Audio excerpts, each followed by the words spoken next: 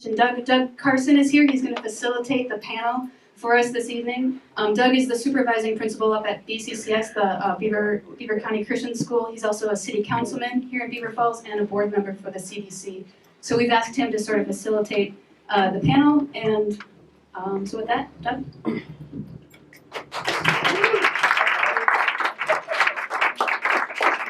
That's nice. Usually when I speak, they don't clap. So, so I'm delighted to be here tonight. And as Wendy said, I'm just facilitating. So I'll ask questions, and these folks will give all the answers. But first of all, I want to introduce the panel. And the first introduction will be my longest, and it's because it's the person I thought I knew the least. So it's Darian Grant down here at the end, and he works for FedEx. That I didn't know. But I told Monique before we came, and Monique had invited Darian to speak, and I said, Monique, I don't even know who he is. You know, I hope he gets here so at least I can say hi before the panel begins. He walks in, I said, I've walked by this guy's house for over 10 years. He's right on the spot in 7th Avenue between the two portions of the bike trail. Now, admittedly, I go by his house usually before he's up because I'm out walking on the bike trail at 5:30 in the morning, and I usually go by your house around 6:15 or so. But on weekends, I do it in the daylight. So I've seen Darian, I've seen his wife, I've seen his lovely daughter. I've watched her grow up from a little gal that they brought on the bike trail, and we never exchanged names. It's kind of a sad story when you think about it. But we did say hi. We were always pleasant to each other, and I told him now I can say hi, Darian, when I go by, and that's great. So I think I've actually known him longest. So that's great. So I'll get to know even more about him tonight. Dave Slobodnik is next in line here. I've known Dave for a long time. Tiger Paws, Soma, and our paths. We're on a nightly circuit right now where we're doing tasks together, which is fun too. So Bethany Warren, I remember Bethany Warren when she joined the church that I used to belong to and she belonged to, and she came before the elders when I was on the session. I was an elder, and she said, I have this crazy vision for starting a coffee house. And I said, yeah, you are crazy. She was still in Geneva, and I'm thinking, wow, I don't know. And here, all these years later, there's Biff Cat alive and well and running, and what a great asset to the city.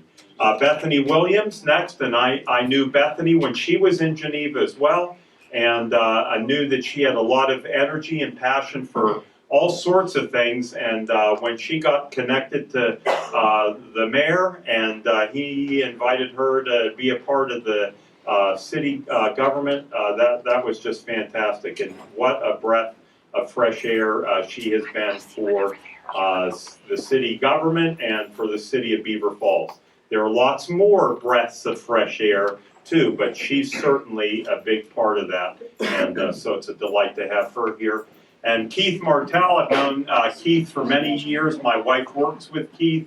I've seen Keith kind of grow up. I'm glad to see him at Geneva.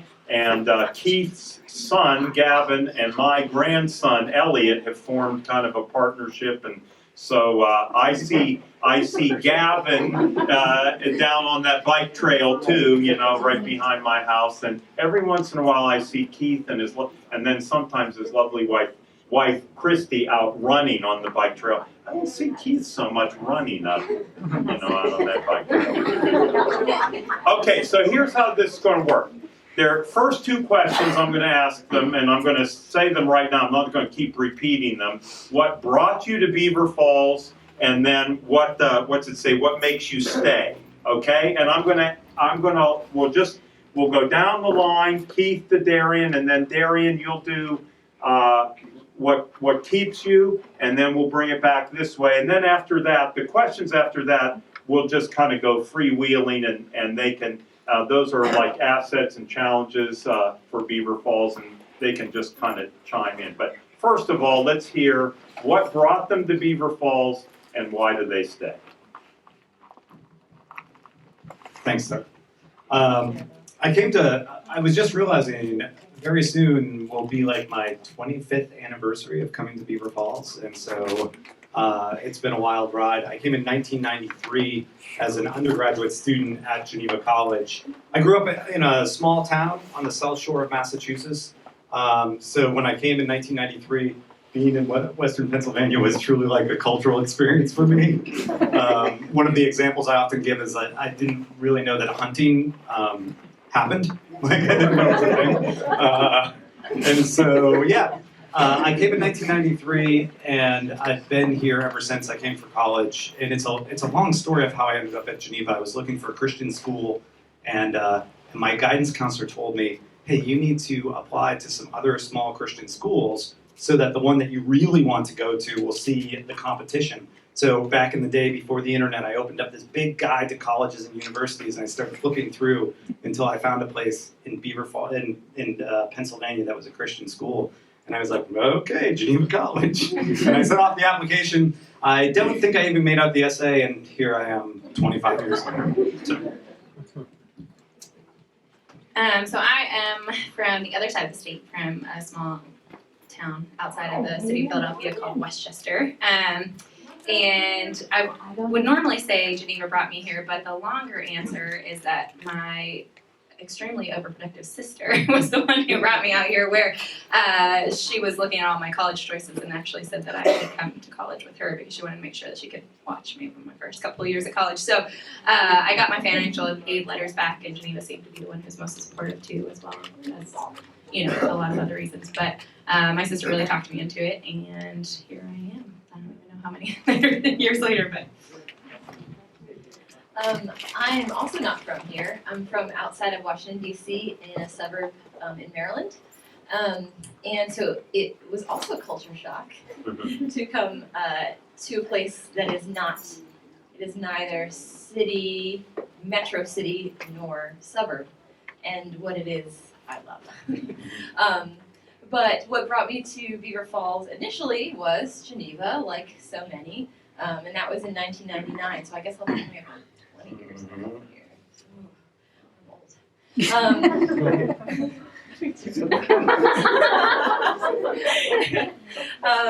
And as Doug said, the idea for the coffee shop happened, it actually happened before I even came here, when I thought, there's no coffee shop in that college town.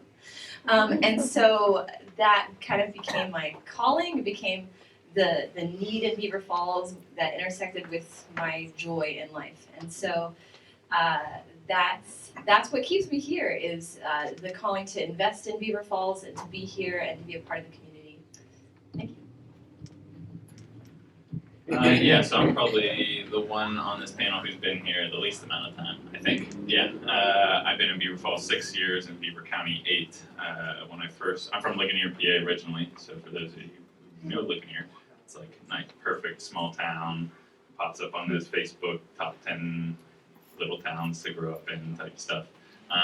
So I moved from there to Beaver, which is a very similar experience. It's a nice little town to move into. So I was really looking for a different opportunity, and so I moved to Beaver to start working on a local organic farm, which is out near Cranberry in Beaver County.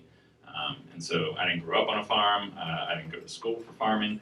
It was just a kind of a career shift for me, which is kind of wild when you think of when's the last time you heard of someone moving to Beaver County to farm as a career. It just doesn't happen.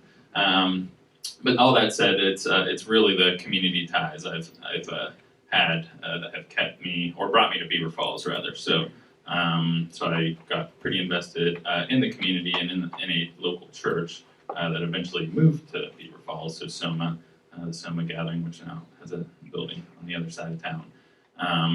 That's kind of what brought me to Beaver Falls, and then so that whole move from Ligonier to Beaver, me moving from Beaver to Beaver Falls might communicate a lot that I wasn't quite finding community in Beaver, especially for someone my age. At that time I was like 23, and everyone my age was probably trying to get out of Beaver.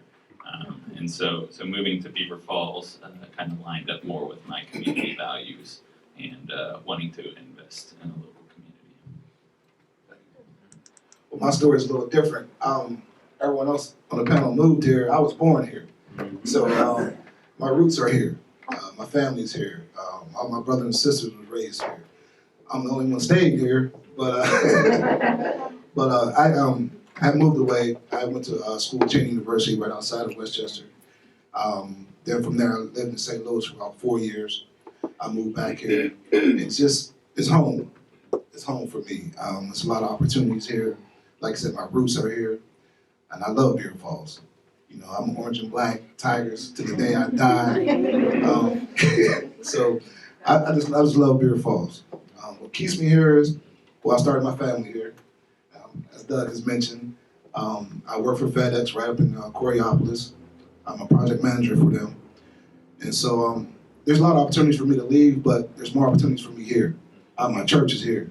Got one of my associate pastors here. You know, so and it's just the good feeling that I know my daughter can go out and play. People are gonna know whose child she belongs to. People are gonna correct her if she does something wrong. So that's what keeps me here. You know, Beaver Falls has prepared me for when I go out in the world. I do a lot of traveling, and I see a lot of similarities. Big cities, small towns. Beaver Falls has it all here. You know, the good and the bad. You know, there's a lot of good here. A lot of good here. So that's what keeps me here. It's the roots. And I know my daughter can get a good life here and learn, get a lot of experiences. That's great.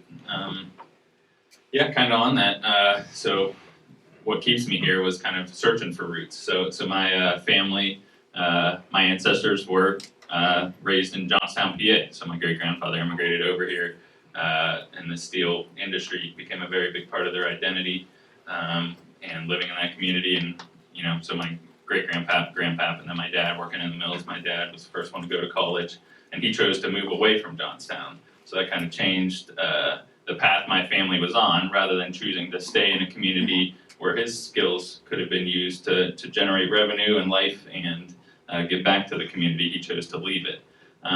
So that's been a part of my story I've wondered about, and that's part of what has kept me in Beaver Falls, to kind of revisit that. What if there are people who stay in those communities that need it?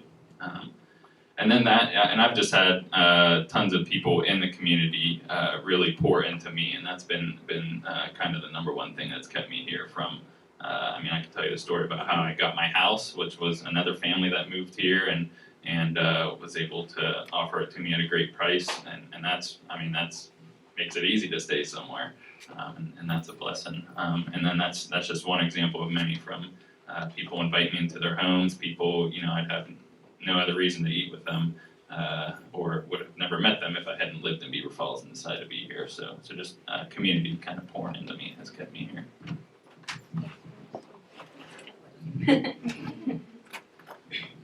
So, I mean, this is actually a question that is pretty timely, because we've reevaluated this as a family, my husband and I, a lot lately, just to, you know, make sure that we're confident in our decisions. And so we've really actually nailed down our answer to this, which is kind of helpful. But so essentially what happened when I graduated from college was I picked the community before I picked my career path. I was graduating with a community development focus of a student administrative degree, and I just loved Beaver Falls from my experiences in college, from working for Keith Martell and his staff, and had learned a whole lot about this community, and was just so eager to get to know it more and to really immerse myself within it. I met my husband, we stayed here, we started our family here, and really the one thing that people kept telling us over and over again was that Beaver Falls is a great place to raise a family. And so it's really rung true for us in a lot of ways of just really enjoying the community and network that we have here, and the people who really care about us and our family, and the people who make it possible for me to stay. Where, you know, we live a pretty flexible lifestyle, but the childcare opportunities that pop up, the people who really are passionate about the work that I'm doing with the city and different things like that, they'll step up and really help us out, and just make it possible, because we don't have family in the area, and so we don't really have the same kind of support system as people who have lived here for a long time. And so these people have become more of a family for us, even though ours isn't very close. So we stay because of our network and our relationships that have been built here, and also because we're just passionate about the growth and the progress that we're seeing in the area, and the potential for our life being built here along with the rest of the community. One of the things that I didn't mention is when I introduced why I came here is that I actually left for a while. After college, I went and worked at a small college in Ohio for a year, and then I worked at a college that's a little bit bigger in University Park, out in State College. And when I was working at Penn State University, there's one of the things that Penn State is it's an amazing place to be. State College is an amazing place to be, and there's so much energy, and there's so much culture, and there's so much going on in Happy Valley, and there's a little bit of football mixed in there too. And so after 5 years of being in State College, I started to realize I was feeling, even though I'd only been in Beaver Falls for 4 years as a college student, I was feeling like kind of homesick for this place that I had barely even been introduced to. And I think that one of the things that I recognized is that when you take a piece of land in the middle of cornfields and turn it into like a university town, it has a certain sort of feel to it. And there's something very exciting about that sort of feel. But on the other hand, there's a sort of authenticity that is lacking in that kind of place.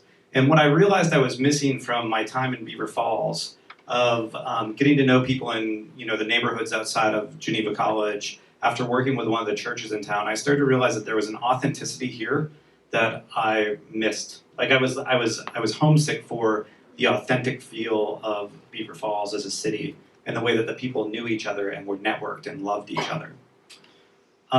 So that's one of the reasons I came back, and also for some opportunities that I had in town. I think the big thing that keeps us here is that, and this might get a little. It might sound a little too kind of existential or something, but one thing that I think I've learned is that we've lost the sense of rootedness in American culture. We've lost the sense of the fact that a place is important, not just as a opportunity for us, but that a place becomes part of us. We become wed to a place when we get rooted there. And I think one of the things that keeps us here, and Lord willing will keep us here, is the fact that we are, in a ways, married to Beaver Falls. That is, if we leave this place, there will be a sort of divorce that happens. There will be a separation that happens. And that for myself and for my children and for my wife, this place is part of who we are. And we hope to just grow in that relationship with this place. There would be a lot that we would lose by leaving. And it's the sort of loss that I think we've forgotten in a lot of parts of American culture.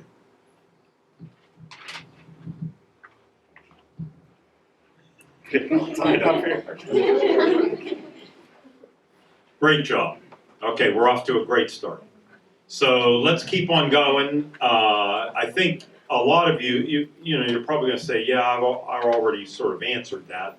But what are as you think about it, what are assets of Beaver Falls? And again, you've mentioned some of those, but what are things that are that haven't been mentioned that you would say, hey, that's something that is really an important, good part of Beaver Falls? And like I said, you can just kind of hand the mic around.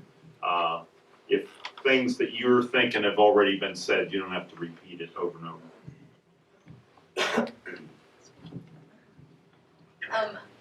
I think we probably all repeat pretty much the same things, but one of the things that comes to my mind, besides obviously the people, which are the greatest asset, the people and their history and the rootedness here, that has become my family as well. Like Bethany, I also don't have any family here, so you all are my family.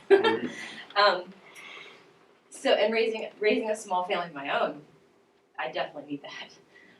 But one of the cool things about Beaver Falls and why I thought, wow, a coffee shop could really work here, is the way the town is set up. I mean, like as I said, I grew up in a suburb of a city, highly zoned, very disjointed. You could never walk to something. You have to drive. So here, I can open a coffee shop in a neighborhood, and the people there can walk to it, and on the way they can wave to the Korean restaurant owner, and they can stop in at the pharmacy and get some cards for their neighbors, and Then they can head down the street and visit the podiatrist. There's you are out and about, and the way the city is set up, the topography and the zoning allows us to all be out getting to know each other and learning the diversity of who's around us. Growing up, I can tell you I lived in the same street from 5th grade until my parents just moved a couple years ago. I know one name on that street, and it's, in case of emergency, call Ralph, but he's probably not gonna help you.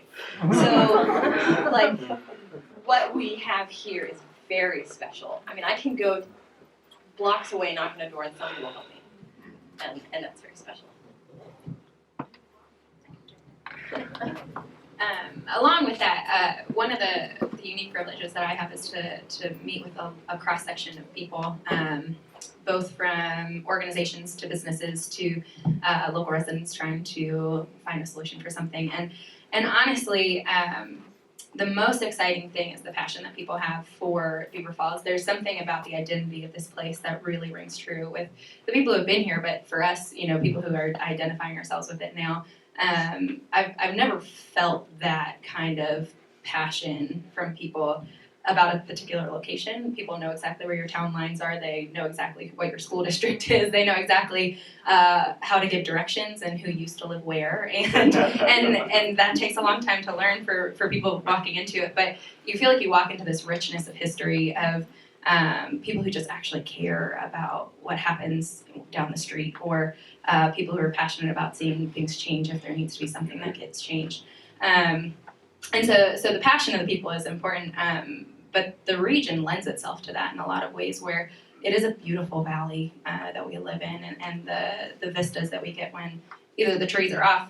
From my house, I live up in the Riverview district, for people who live here and know that. And so when the leaves are off the trees, I can see the entire city from my backyard, which is an incredible thing for me, to be able to sit there and dream about, what I hope for the city and when I'm praying for the city. But to be able to have that kind of view of the city, both from Mount Washington, from Riverview, and from College Hill, looking down over all the vista, it's a really incredible thing. The river is incredible, and I would love to use it more. And just being able to live in a place that is both rich of history, but has so much potential for the future to be something different and unique in its own way. So the region itself is just an incredible place. All right. No, I'm good. Yeah. Let's wrap it all up. There are a lot of assets here, and as I was thinking about these questions beforehand, it was a little hard to choose which ones to talk about. But as a dad of a 9 and 12-year-old, I think that the asset of our local school district has been really touching for us since our kids have been in school. Is that sadly at this point we're in a place where the schools are a bit under-resourced, but we have some of the most talented, gifted, and passionate teachers that I've ever. I came from a school in the South Shore of Massachusetts that was over-resourced. I mean, we had money was falling from the sky there, and I never came in contact with teachers in that school district like we have here in Beaver Falls. And so between both the people that serve in our school district, our civil servants who love this place, and we have civil servants that from the city council to our mayor to police and fire. Like, we have people that are serving here because they love this place, not because of they're trying to leverage kind of a position for the sake of power, and that's unusual, and that rubs against my cynicism about one of the things I teach, and I have a couple of the students in the room. I teach a politics class, like politics and government class at Geneva College, and I look at the politicians and the servants in this city, and it kind of rubs my cynical edges away, and it gives me some hope. And so we have many assets. Those are, I would say, that the people that serve us in our institutions are amazing here. All right. Okay, so we've been going with assets and things that draw you and hold you here. Let's turn to things that you would see as challenging for our town, things that clearly are things we want to work on, we'd like to have be better than they are. So who wants to wade in there, which is not so easy to do, is the things that keep us here.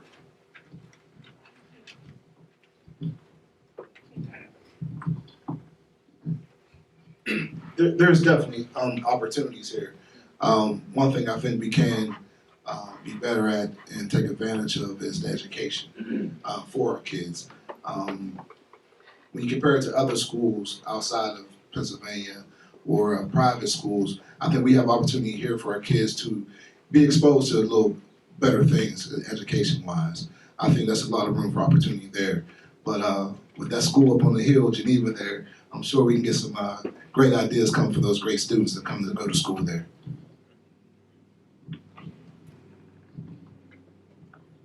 One of the things I've learned is, I mean, there's a lot of obvious challenges. I mean, people can probably look down the street and identify one or two, you know, just looking outside. But for me and my work, specifically working with the city, is perception has been the biggest issue. And it's generated a lot by people who are in the community and who have been jaded with, you know, just what's possible for the future. And I think the hardest thing has been changing perception that Beaver Falls is worth investment, and that it's not a who cares, it's Beaver Falls mentality. It's a this is Beaver Falls and this is why we love it. And so really working towards the changing of the perception that's generated both by ourselves, the people who face all the challenges day to day, as well as the people who don't know us, you know us as Beaver Falls and come through and spend maybe 20 minutes driving down the road and come up with some sort of perception in their mind about who we are and what we deserve. And a lot of the times, that comes down from people who have no investment here at all too. So we're receiving the perception from inside of the town, but sometimes we receive perception from outside of town telling us, oh, well, you already have X, Y, and Z amount of human services, so let's put some more of those in there. Or you already have all of this, so let's just continue to give you what you've always gotten, rather than saying, hey, this place is worth investment and worth really pursuing some positive change. And there's a core group of people who've been working in the trenches for a really long time, and empowering those people is the most rewarding work in a lot of ways, because there's a lot of good that can come out of this community, and is already coming out of the community. There's people who are so passionate and who have been here for so long and have just needed that win to be able to show people why they love Beaver Falls and why they've invested in it. And so really just changing perception about who we are and what we deserve is important. I'd say piggybacking off of that a little bit, we face kind of the same thing in our little corner of Beaver Falls, you know, not being from here, and I get the question a lot, who's your dad? Like, you don't know my dad. And when they don't know my dad, then there's a bit of a mistrust or, you don't belong here sort of thing. And so I've been here a little while now, and we still don't know my dad, and that's okay. But now I guess my kids, their dad can be done. But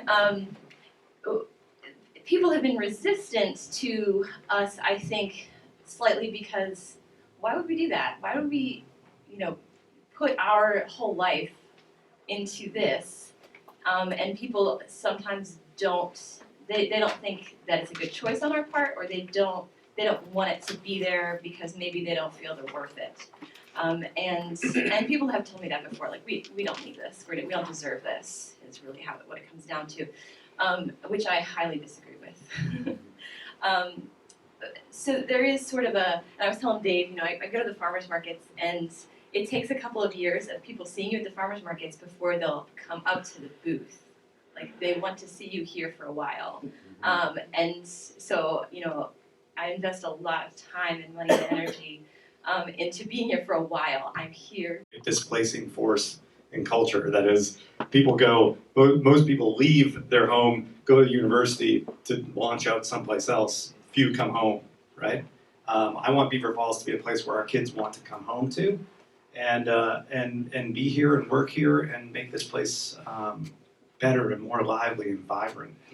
And that's our future, right? Our future, we can talk about tomorrow, next week, next year. I want to think about 10, 15, 20 years down the road and what Beaver Falls is going to look like then. That's the exciting stuff. One asset that I didn't mention is it's a huge asset to be 40 minutes outside of Pittsburgh, which is one of the fastest growing cities in America right now, and being voted as one of the most beautiful, livable, medium-sized cities. We could be the place. I would love everybody to get a job and work right here in Beaver Falls, but the reality of that is not enormous, right? But we could be the place where people live and they work outside of the city. That's very reasonable, and this is a beautiful place. So that's a challenge and one of my hopes. Anybody else want to go with that challenge question?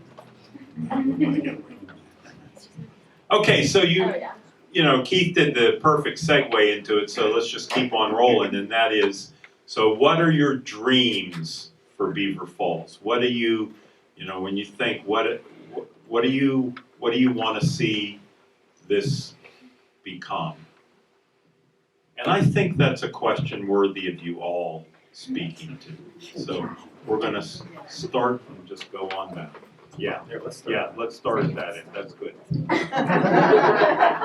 Give you guys time to finish.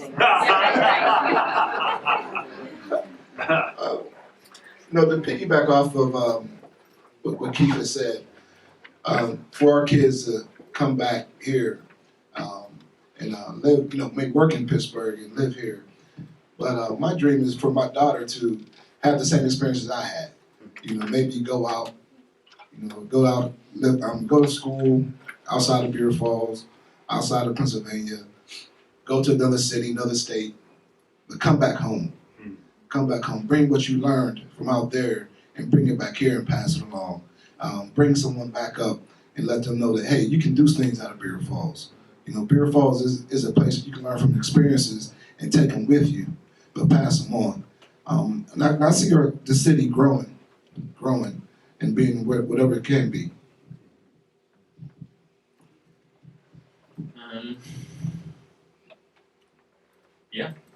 I mean, I have lots of vision. Anyone who's talked to me for like more than a minute knows that.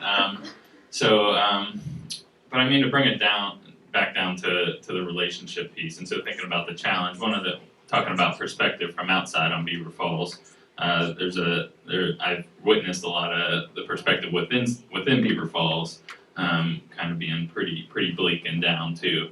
And so I think there's a lot of work that can be done there. And so when I think about the future, I think about what if we could get to know our neighbors better? What if we can spend that work investing in one person here, building one friendship here, getting to know our neighbor just a little bit better, and what that would change for the future. Because I mean, honestly, the only way to make America great again is going to be if we're building. I hate to get too political, but I mean, it needs to happen based in our communities, and if we don't know one another, or if we're afraid of one another, it's just not going to happen. So that would be my vision, is that we know one another better. Yeah, no matter what Beaver Falls becomes, it's only going to happen through that kind of relationship. Because policy can't change a heart. So,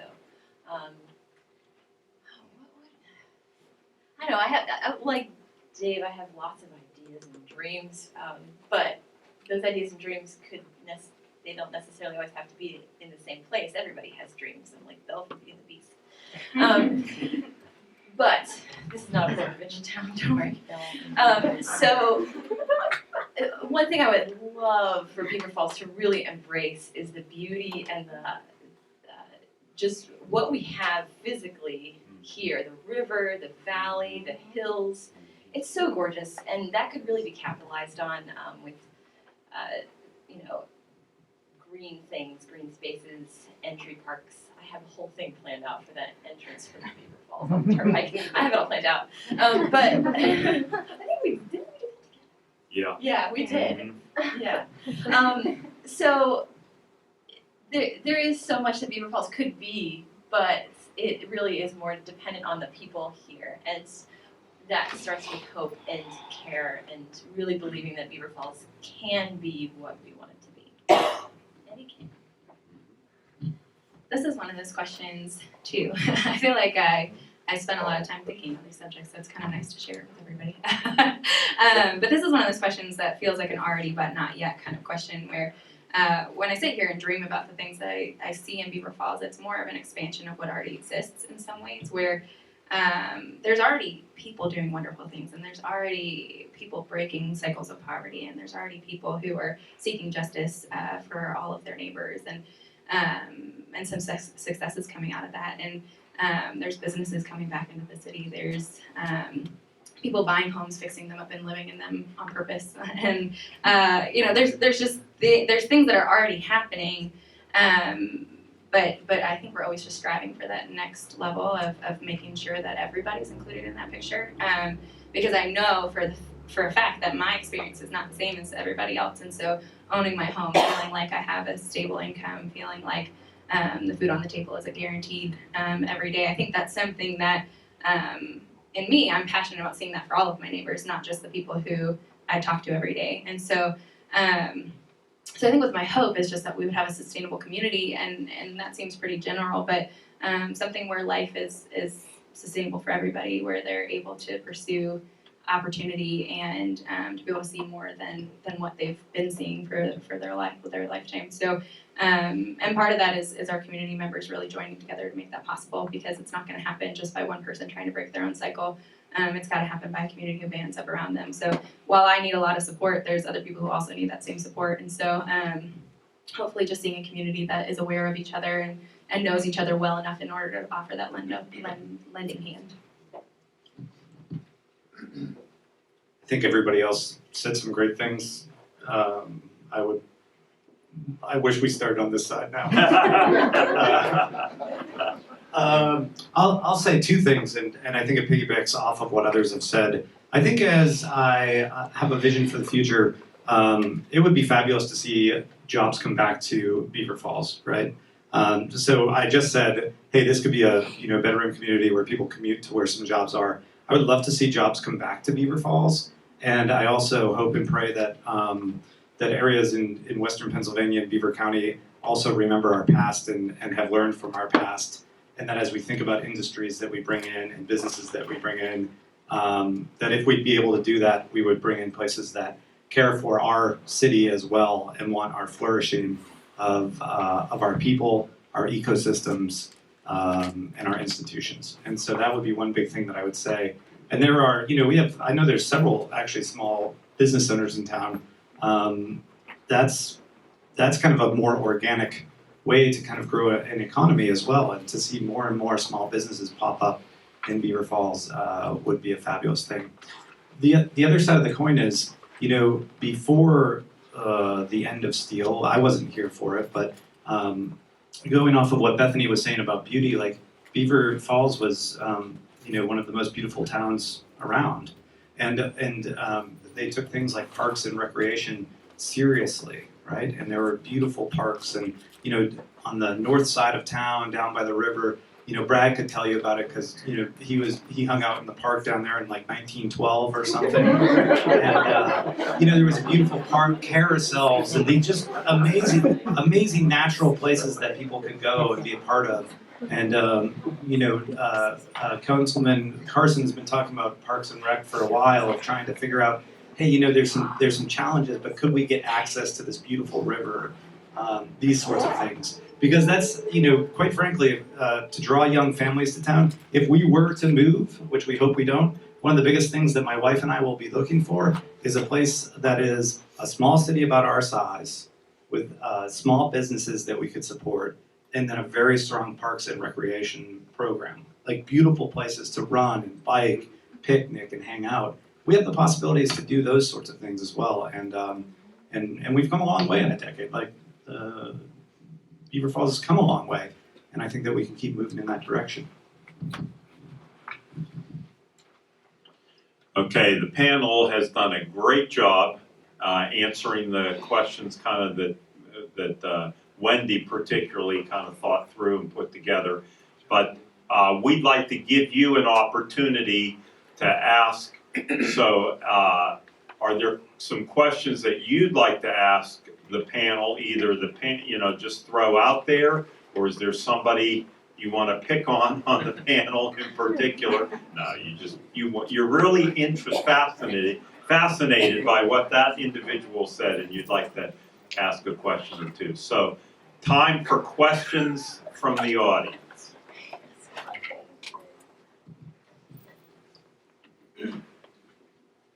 Yeah, go for it. I'm just curious. So a couple of you mentioned how you would hope that your children would go out to school and then come back because of how much they cherish this community. But that also means that 4 of the 5 of you left communities that you grew up in. So I'm just curious as to how you, I don't know, like thought through that in your own life and how you expect it to be different for your kids. That's a great question. It occurred to me as they were answering that question. Yeah, you realize what you did. All right, Bethany's gonna go down. I don't know if anybody else on the panel would say this, but I would call the place that I grew up in somewhere I would never want to wish on somebody to grow up. I would never want to go back there, and I would, if my kids say that about here, I would be horrified, and I don't think they would. The thing that's missing from where I grew up is community. There's front porches are actually illegal, so like zoning, you're not allowed to have them. So, like, you know, not being able to be around another person is hard. It's very isolating. And, you know, we're social beings. We're created in community. So I would really hope that our kids want to come back because they have their community here. Not just their family, their community. And my family didn't stay there either. My brothers live in the same town, but nowhere near each other in the same town. And, not even in the same town anymore. I mean, it's very transient, extremely transient. This is kind of a strange place because it's transient and not. We have people who have lived here for generations, and then people who are here for 4 years, or people who are here for 6 or 10 even. So we kind of have this mixture. But people tend to come back. People call it like the vortex, the Beaver Falls vortex. It kind of pulls you back. We noticed after kind of when we were deciding to stick around that other people our age were like, okay, let's stick around with you and kind of do this thing together. And now our kids are all friends, and I can imagine, and Keith was around for that too. Like we were kind of staying here at the same time, and that's important for our lives together. And I think our kids will. Yeah, I don't think our kids would say I would never want to live there. I think too, so I mean, I have a 1-year-old, so I haven't really thought about this as long as everybody else, but I think the difference is that my parents didn't actually have roots from where I was from either. They're now in State College. They were in Philadelphia for 20 years. They were in Kansas. They were kind of all over.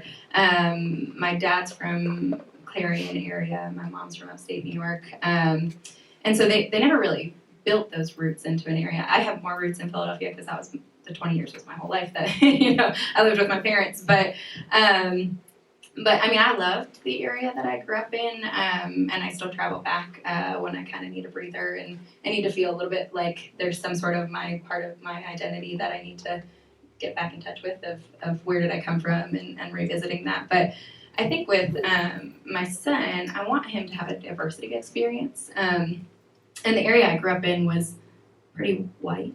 If I can say it that way, very affluent, very suburban, and the lack of community was a big part of it. And so here is a unique place because I'm not from here, but I feel rooted here, and I feel like this community is as much a part of me as where I came from on the other side of the state. And so it's become this organic growth process for me, and so I'm hoping my son feels that same way. I'd like for him to see the world too, but at the same time, just really feeling the rootedness here. I mean, people do come back to Beaver Falls, and there is a whole reason for that. People feel an identity here, and that's something unique to this region.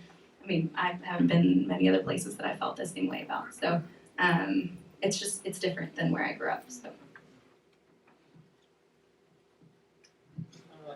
I'm just gonna say, I don't know that, I don't have any kids. We don't have any kids. Christian and I don't have any kids. But it's up to Dave Jr. to pick. Where he wants to do. Sorry, yeah, we haven't had this discussion yet.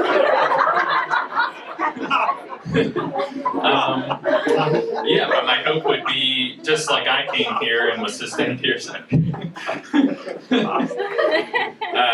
I came here because of community, because of the values I saw and was seeking out, and my life here is sustained by that, and I choose to continue to live here because of people who pour into me and what I'm learning, and I've learned how to go to city council meetings, which, I never did growing up.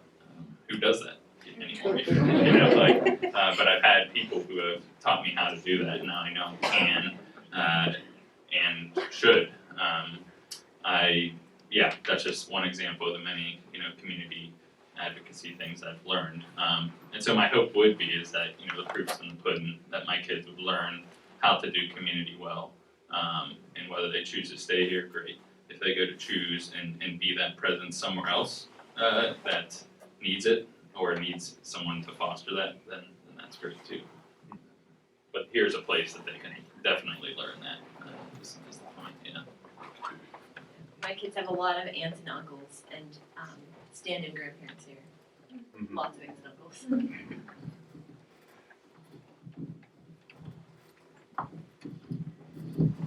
Were we gonna give Kristen the opportunity to?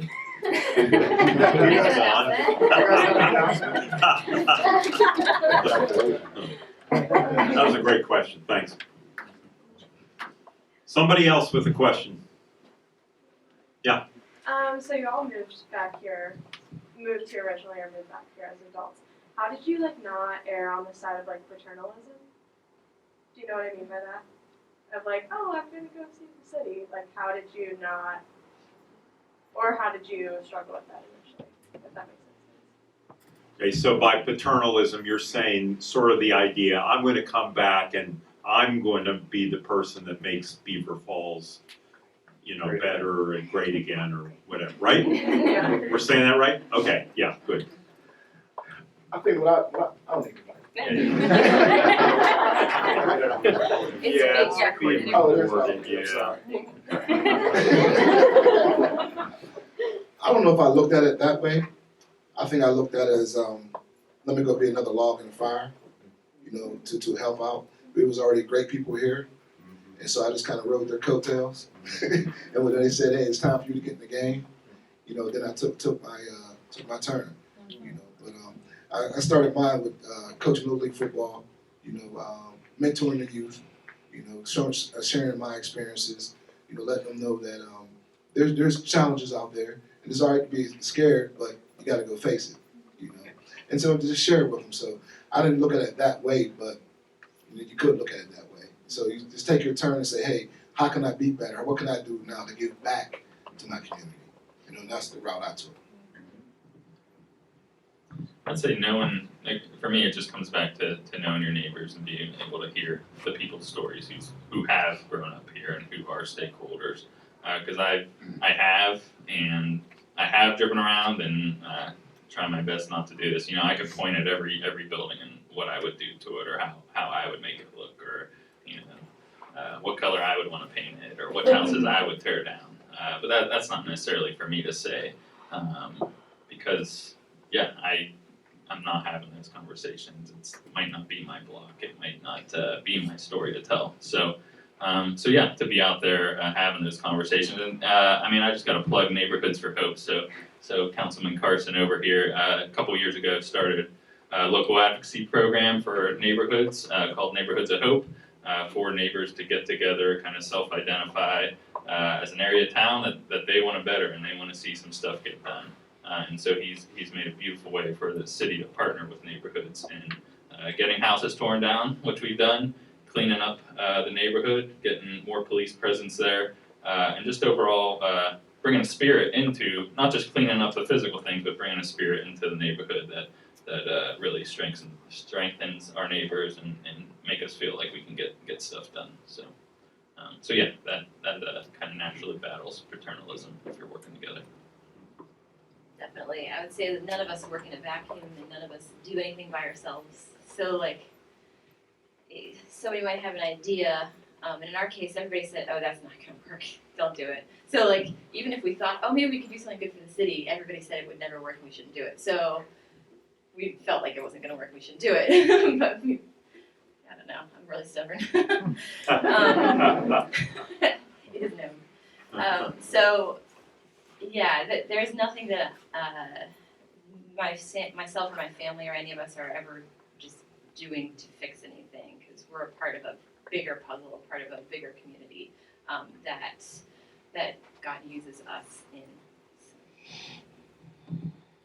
Yeah, I would say in my realm of work, it's pretty easy to feel like you can walk in with all the answers, and not because not because you actually have the answers, but because you have the theories and the studies and the data to back you up on things. But I learned pretty quick in my job. I started off in code enforcement, so the difference of the job that I'm doing now to the job that I was doing back then, I was the administrative assistant for the code enforcement office, so I pretty much just wrote people letters and told them they needed to cut their grass or tear down their garages and things like that. I got one. I'm sure you did. I'm signing letters to all these people who I know. Bethany's right. Yeah, right. So I spent a lot of time seeing the challenges in the community and really getting kind of jaded with the things that were coming up and the challenges that were being faced in general, different police reports and things of stuff happening in homes. And I learned pretty quick that I shouldn't be the first person to offer an answer. And so that's something I've carried along with me in my career of if I'm in a situation where there's a lot of people that I can gain a lot of knowledge from in the room, I mean, sometimes I have to run a meeting, but for the most part, if there's people who are imparting wisdom to me, I need to recognize when the opportunity is and sit back and listen. Because there's so much more that I can learn from the people who've been here and who have ridden the waves of the community and the things that have happened. That if I'm the first person to talk, that silences their story. And so a lot of the times I sit there and I listen to meetings of business owners, I listen to meetings with people and neighborhood watch or something like that. And my whole goal is just to understand what their experience is and to not to try to offer solutions to that, because my solutions may not be the right ones, especially if they're my knee-jerk reactions. And so I feel a little bit more confident now for being working for the city for 4 years, but even so, I still am reluctant to be the first person to speak in a conversation in that way, because there's just so much more that I can gain from people who are here and who have a broader perspective than I do. Well, I'll be more honest than I want to be, because I was kind of trained and schooled in, responsible community development in terms of people teaching you, as a community developer, you're offering your services, you're being a steward, you're learning more from the community than you're doing for the community. And I think that even though I had talked about and thought about, and I would preach those sorts of things because of arrogance or privilege or all these things, like when we decided where to live, I think we did still go there thinking we're gonna like help. We're going in and we're gonna save. We're gonna do all these things. Even though theoretically I didn't think that was true, the nice thing about a community like ours is that it'll beat that out of you quickly. In terms of, we moved onto a block with some of the kindest, most selfless, wisest people I have ever met. We live right up the road on 7th Avenue, right downtown here, and it's a humbling experience when you're at that point I was a 27-year-old know-it-all, and if you pay attention, that stuff does get stripped from you when you start to realize how rich communities are and how little that you have to actually give them. I mean, it took my wife and I months to realize, man, this place is a gift to us. We're not a gift to it. And hopefully, as we've remained, we've become a bit of an asset too, but not nearly. We'll never be able to get back what we've gotten from Beaver Falls. Okay, so that seems like a really great place to stop with that sentiment. So that's what we're going to do. Would you give the panelists a hand?